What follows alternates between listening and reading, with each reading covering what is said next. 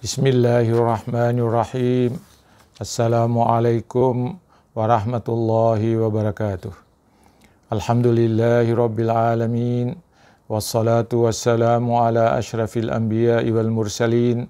Sayyidina wa maulana Muhammadin wa ala alihi wa sahbihi ajma'in.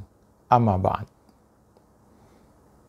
Pertama-tama puja dan puji syukur kehadirat Allah Subhanahu wa Ta'ala atas segala rahmat, karunia, dan nikmatnya yang dicurahkannya kepada kita sekalian. Salah satu nikmatnya adalah nikmat kesehatan yang dianugerahkannya kepada kita sekalian, sehingga kita sampai pada hari ini dalam keadaan sehat walafiat. Para pencinta ilmu yang dirahmati Allah Subhanahu wa Ta'ala, santapan rohani siang kita pada hari ini, Sabtu, tanggal 1 Agustus 2020. Temanya adalah penzikir mendapat perlindungan dari Allah di akhirat. Orang yang berzikir mendapatkan payung dari Allah di akhirat.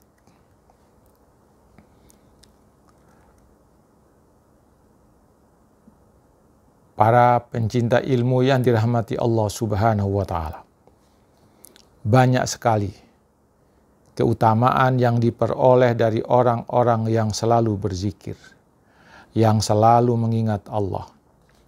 Faedah zikir dari orang yang selalu berzikir di antaranya adalah hatinya selalu tenang, hatinya selalu damai, hatinya selalu tentram. Amal zikir mendapat kedudukan yang tinggi di sisi Allah Subhanahu wa Ta'ala. Pelaku zikir juga mendapatkan kedudukan yang tinggi tidak hanya ketika di dunia ini, tetapi juga di akhirat kelak. Para pencinta ilmu dan pencinta zikir yang dirahmati Allah Subhanahu wa Ta'ala, ketika di dunia ini penzikir selalu mendapat rahmat Allah Subhanahu wa Ta'ala. Hal ini seperti dinyatakan oleh Rasulullah sallallahu alaihi wasallam dalam sebuah hadis yang diriwayatkan oleh Muslim dari Abu Hurairah. Dari Abu Hurairah dan Abi Sa'id Al-Khudri, sesungguhnya dua orang sahabatnya itu telah menyaksikan Nabi Muhammadin sallallahu alaihi wasallam bersabda, telah mendengarkan Nabi Muhammad sallallahu alaihi wasallam menyampaikan sabdanya. Kata Rasulullah, la yaq'udu qaumun yazkurunallaha azza wa jalla illa haffathumul malaikatu wa ghashiyathumur rahmatu wa nazalat alaihimus sakinatu wa dzakarahumullahu fi man indahu. Dari Abu Hurairah radhiyallahu anhu, dari Abu Sa'id, keduanya itu menyaksikan Rasulullah sallallahu alaihi wasallam bersabda,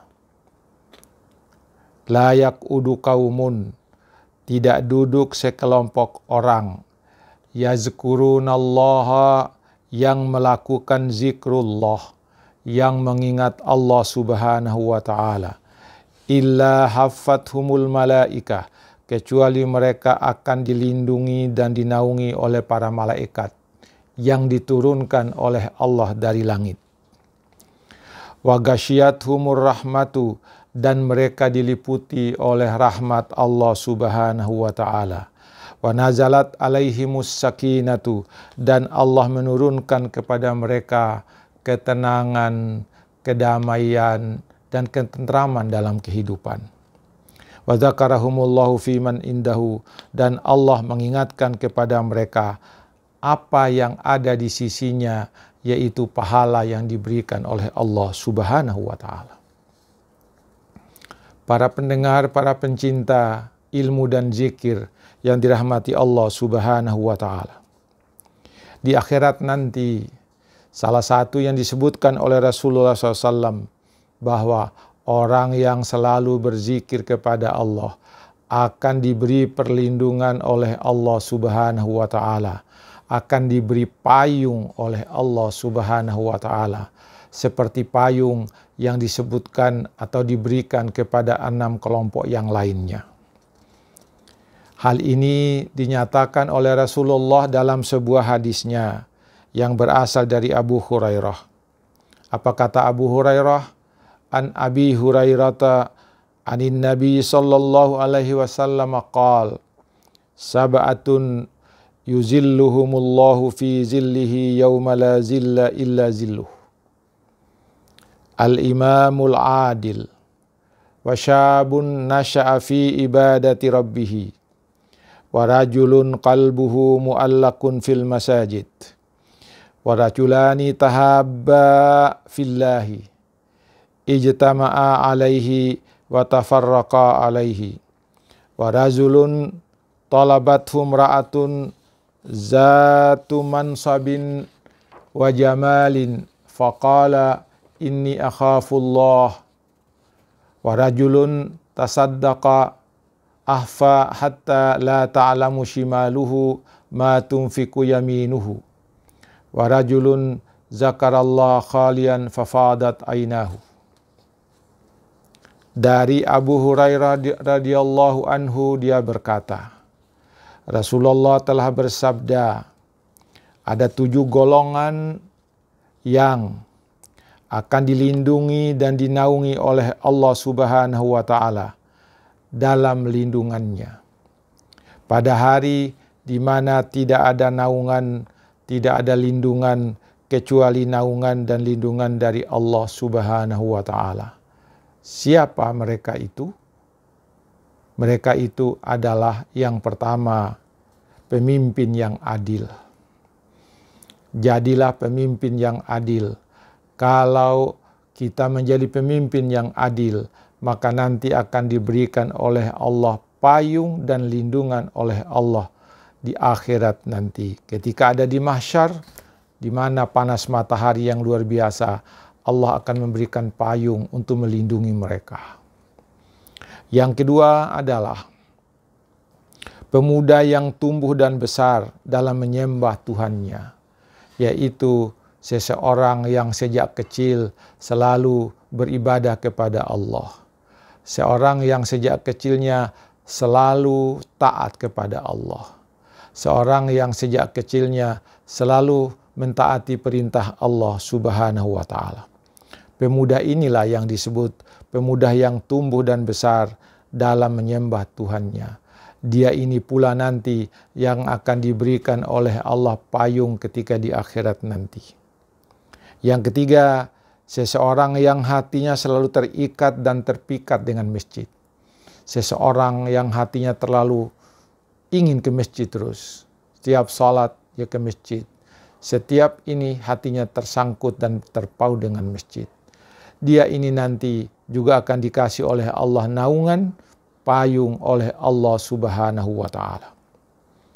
Kemudian yang berikut, yang keempat adalah 2 orang yang saling mencintai karena Allah.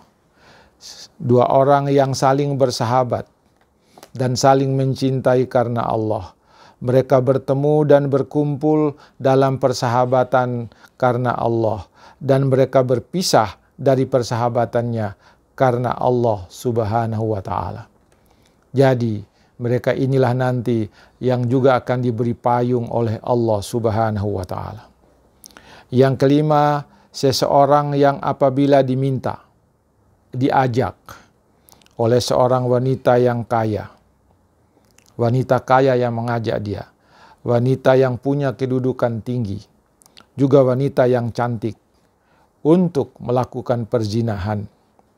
Maka dia menolak dengan ucapan, aku takut kepada Allah. Orang yang seperti itu nanti di akhirat akan diberikan payung oleh Allah, akan diberikan naungan oleh Allah Subhanahu wa Ta'ala.